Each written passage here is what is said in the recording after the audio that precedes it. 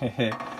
Y este es el horno, que hay que limpiarlo, sacarle un poco de ceniza, pero bueno, básicamente este es el horno de hacer el sauna. Esto está conectado a una chimenea por la cual sale todo el humo y se queda solamente el vapor aquí adentro. Se enciende con esto y con este tipo de cositas se empieza el fuego en sí, que es corteza de árboles. Y aquí tienen la temperatura.